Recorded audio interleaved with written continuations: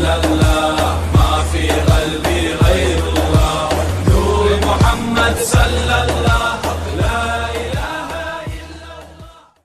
हज़रत उमर फारूक रज़ी अल्लाह ताला अन्हु के बारे में इमाम इब्न जौज़ी ने लिखा है कि रात को ना घर के अंदर बैठे बैठे अचानक रो पड़े हज़रत उमर।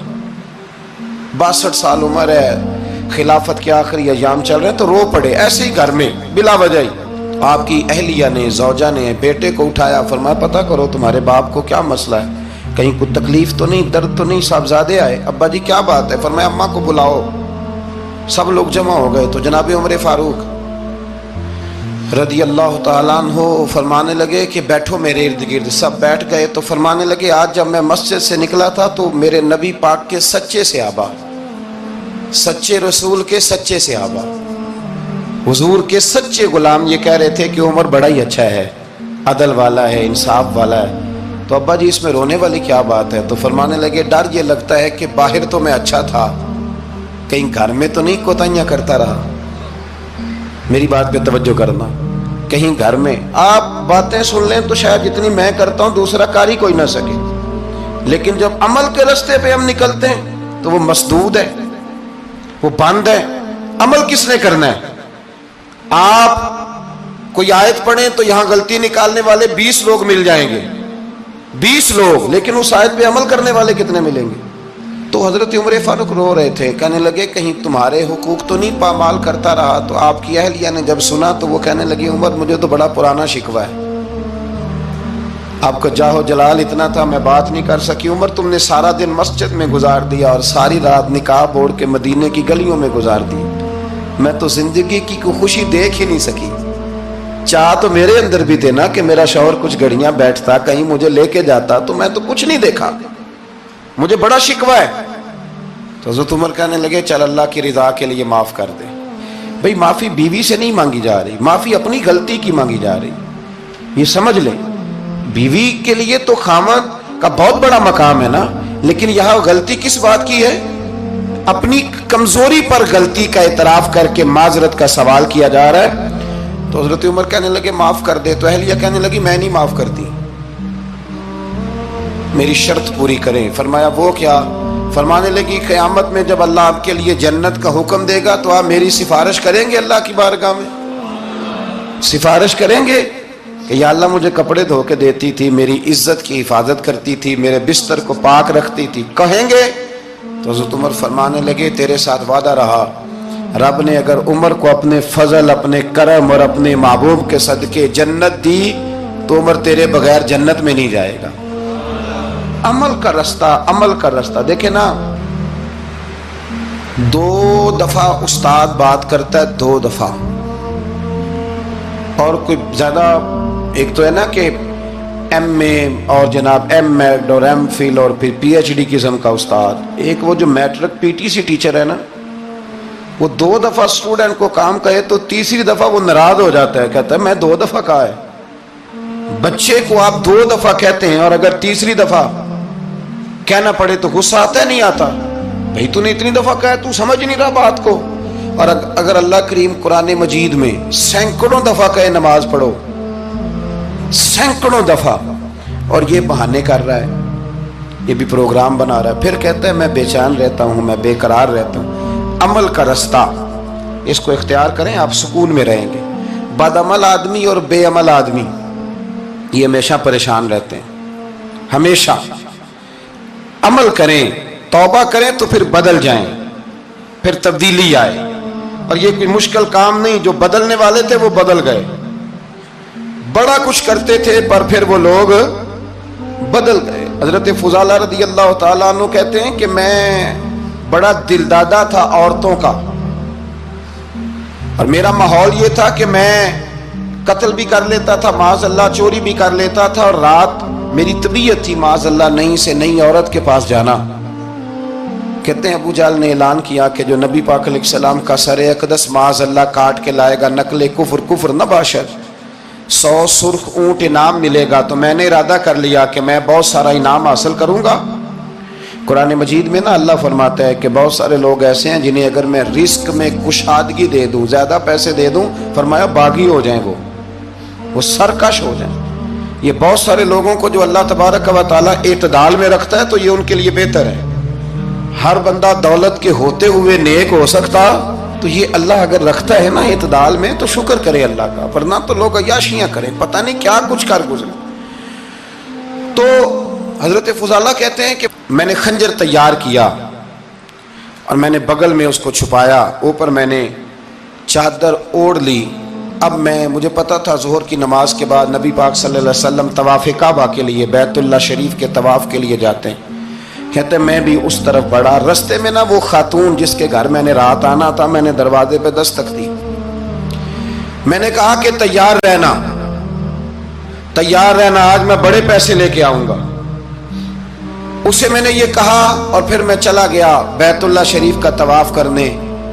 کہتے ہیں اللہ کے محبوب بھی طواف کر رہے تھے تو میں نے بھی طواف شروع کر دیا. ارادہ یہ تھا کہ جہاں نبی پاک علیہ السلام میرے قریب سے گزریں گے تو موقع پا کر میں حضور کے جسم اقدس پر خنجر کھونپ دوں گا اور معاذ اللہ شہید کر دوں گا. کہتے ہیں حضور ایک دفعہ بھی میرے پاس سے گزرے تو میں ہمت نہ کر سکا، دوسری دفعہ بھی پاس سے گزرے تو میں ہمت نہ کر سکا، تیسری دفعہ بھی گزرے تو میں ہمت. نبی کریم صلی اللہ علیہ وسلم 2-3 دفعہ گزرے تو فرماتے ہیں کہ مجھے موقع نہ ملا، اس لیے کہ حضور فرماتے ہیں اللہ نے روب کے ساتھ میری مدد فرمائی، دشمن پر میرا روب طاری ہو جاتا ہے. فرماتے ہیں جب چکر پورے ہو گئے تو محبوب کریم نہ چھٹے چکر پہ فرمانے لگے فضالہ چکر ایک رہ گیا ہے، بے خبر ہو جو غلاموں سے وہ آقا کیا ہے، ایک پھیرا رہ گیا ہے. کہتے طواف مکمل ہو گیا تو محبوب میرے قریب آئے، فرمایا وہ کام کرتے کیوں نہیں جس کے لیے آئے تھے؟ میں نے عرض کی یا رسول اللہ کون سا کام، کیسا کام؟ اندر تو چور تھا نا، بانج فقیروں کسے نہیں ماریا اے ہوئی چور اندر دا، اندر چور تھا نا. کہتے ہیں حضور نے مجھے کندھے سے پکڑ کے ہلایا، فرمایا کرتے کیوں نہیں؟ جب حضور نے ہلایا تو وہ خنجر بھی پیروں میں گرا اور میں بھی رسول اللہ کے پیروں میں گر گیا.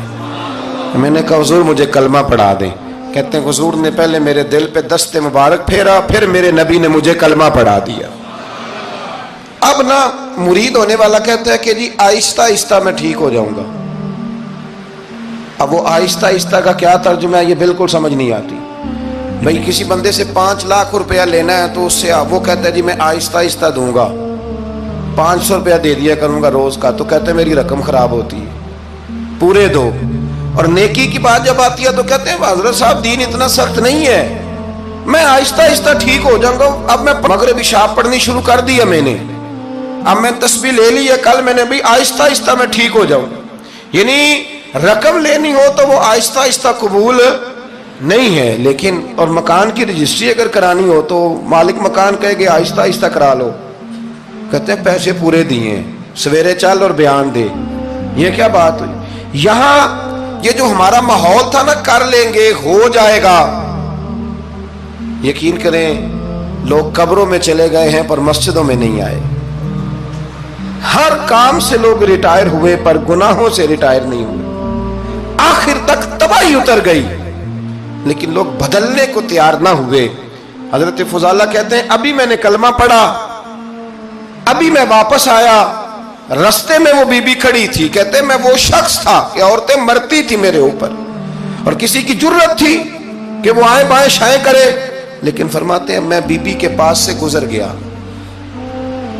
پہلے تو اس کا خیال تھا رکے گا، لیکن جب میں رکا نہ تو دروازے پہ آئی، اور جب میں گزر گیا تو اس نے آواز دی، لیکن میں نے سنی انسنی کر دی. جب آگے بڑھا تو میرے پیچھے دوڑی. فرماتے ہیں مجھے پکڑ کے کہنے لگی فضالہ تجھے کیا ہوا، تو وہی نہیں جو یہاں سے گیا تھا؟ آپ فرماتے ہیں میں کبھی نہیں رویا تھا، میں کبھی نہیں رویا تھا. اور جب کہا نا تو وہی نہیں، کہتے میں نے سر اٹھایا تو میری آنکھوں میں آنسو تھے. میں نے کہا میں جو گیا تھا وہ نہیں ہوں، اب تو میں محمد عربی کا غلام بن گیا، اب میں وہ نہیں ہوں. اب نہیں ہو سکتا کہ کوئی میری نظر میلی ہو جائے، یہ کیسے ممکن ہے؟ اب نا اسلام کی تعریف ہم نے یہ کی ہے کہ خبردار کوئی ہمارے قریب نہ آئے، ہم کسی کو بات نہیں کرنے دیتے کہ ہم مسلمان ہیں، ہم بات نہیں کرنے دیتے. پتہ کیا بات ہے؟ ایک میری یہ تقریر ہوتی ہے ممبر پہ، اور ایک میرا عمل ہوتا ہے جب میں سفر کرتا ہوں، جب میں گاڑی میں بیٹھتا ہوں، جب میں دوستوں سے ملتا ہوں. جب ان دونوں باتوں میں تضاد آتا ہے نا، تضاد، تو لوگ تقریر کو جذبات نہیں کہتے، ایک فن بن جاتی ہے تقریر. آپ کو پتہ ہے نا، وائزین نعت خواں کہتے ہیں میں نے محفل لوٹ لی، پھر لوگ شمار کرتے ہیں کتنے لوگوں نے سبحان اللہ کہی، پھر لوگ شمار کرتے ہیں کہ آج 5 بندے روئے بھی تھے جب میں تقریر کر رہا تھا. تو پھر یہ فن ہے، یہ جذبات کا اظہار. سمجھ لیں بات کو کہ عمل جب آپ نہیں نہ کرتے عمل، تو آپ خود بڑے بے چین رہتے ہیں کہ یار یہ میں کیا کر رہا ہوں، یہ کون سا گورکھ دھندا ہے کہ میرا عمل صفر ہوتا جا رہا ہے. ہمارے ایک استاد تھے تو وہ فرمایا کرتے تھے کہ اگر پڑھے لکھے آدمی کو تم بے عمل دیکھو تو اس سے دور ہٹ جایا کرو، ورنہ تمہیں بھی بے عمل کر دے گا. میں نے ان سے عرض کی، میں نے کہا حضور یہ کیا ہے؟ تو فرمانے لگے اپنے حضرت صاحب سے پوچھنا، وضاحت کریں گے. میں نے حضرت صاحب سے کہا جی عجیب بات کر دی ہے، علم والے بندے کے پاس بیٹھ کے تو علم آتا ہے. تو وہ فرما رہے تھے کہ علم والے بندے کے پاس اگر وہ بے عمل ہو تو بالکل نہ بیٹھنا. تو حضرت صاحب فرمانے لگے انہوں نے صحیح کہا ہے. اب بات بہت بڑی ہے، پتہ نہیں آپ کی سمجھ میں آتی ہے نہیں آتی، بہرحال کر دیتا ہوں. پڑھا لکھا بندہ اگر بے عمل ہو تو اس کے پاس، تو میں نے کہا حضور کیوں؟ فرمانے لگے اس لیے کہ وہ اپنی بے عملی پر بھی دلائل دے گا.